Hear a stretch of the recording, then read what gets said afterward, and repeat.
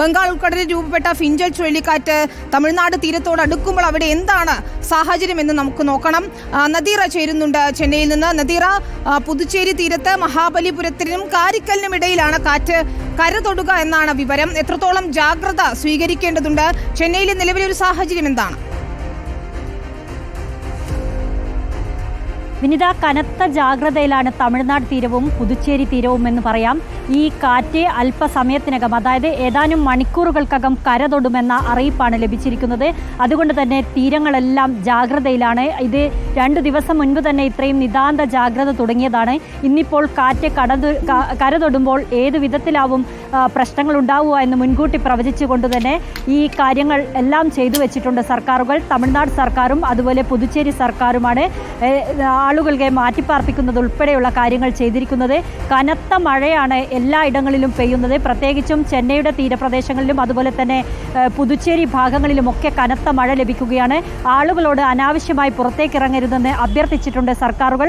കാരണം എല്ലായിടത്തും വെള്ളക്കെട്ടാണ്. ഏതെങ്കിലും രീതിയിൽ വൈദ്യുത പോസ്റ്റുകൾ തകർന്നു വീഴുകയോ അങ്ങനെ എന്തെങ്കിലും സംഭവിക്കുകയോ ചെയ്താൽ ഉണ്ടാകുന്ന അപകടങ്ങളിൽ നിന്നൊക്കെ ആളുകളെ രക്ഷപ്പെടുത്താൻ വേണ്ടിയാണ് ഇങ്ങനെയൊരു മുൻകരുതൽ നടപടി സ്വീകരിച്ചിരിക്കുന്നത്. ചെന്നൈ നഗരം ഇപ്പോൾ തന്നെ വെള്ളക്കെട്ടായി കഴിഞ്ഞിട്ടുണ്ട്. പലയിടത്തും വീടുകളിലേക്ക് വെള്ളം കയറുന്ന അവസ്ഥയുണ്ടായിട്ടുണ്ട്.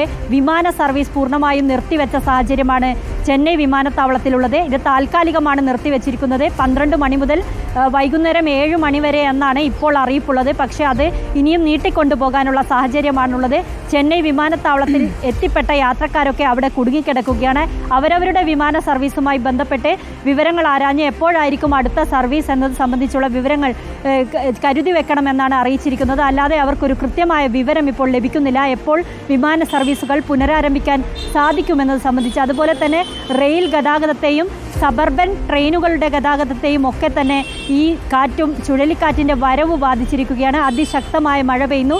ഇന്ന് ശനിയാഴ്ചയും നാളെ ഞായറാഴ്ചയും ആയതുകൊണ്ട് സർക്കാരിന് ആശ്വാസമുണ്ട്. കാരണം ആളുകൾ അധികം പുറത്തു പോകാൻ, പ്രത്യേകിച്ച് കുട്ടികളൊന്നും പുറത്തു പോകുന്ന സാഹചര്യം ഉണ്ടാവില്ല. വിദ്യാലയങ്ങൾക്കൊക്കെ അവധിയാണ്.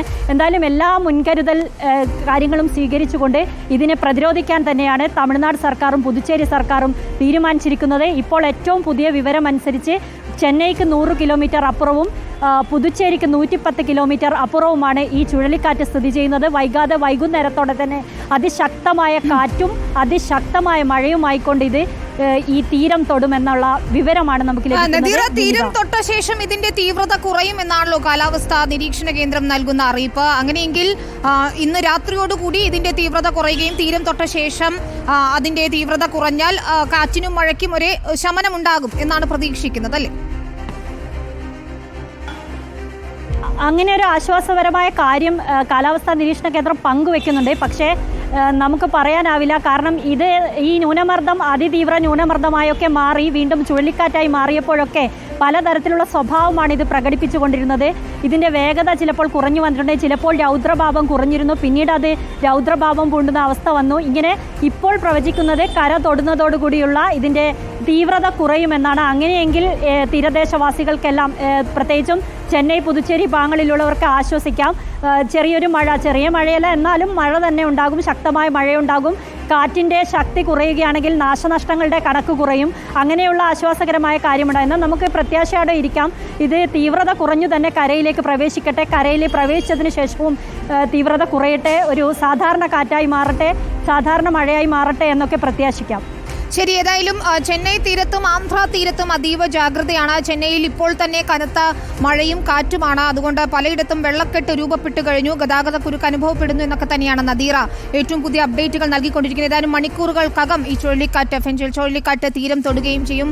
കേരളത്തിൽ ഇതിന്റെ ഒരു തീവ്രത അനുഭവപ്പെടുമോ എന്നാണ് നമുക്ക് അറിയേണ്ടത്. ഏതായാലും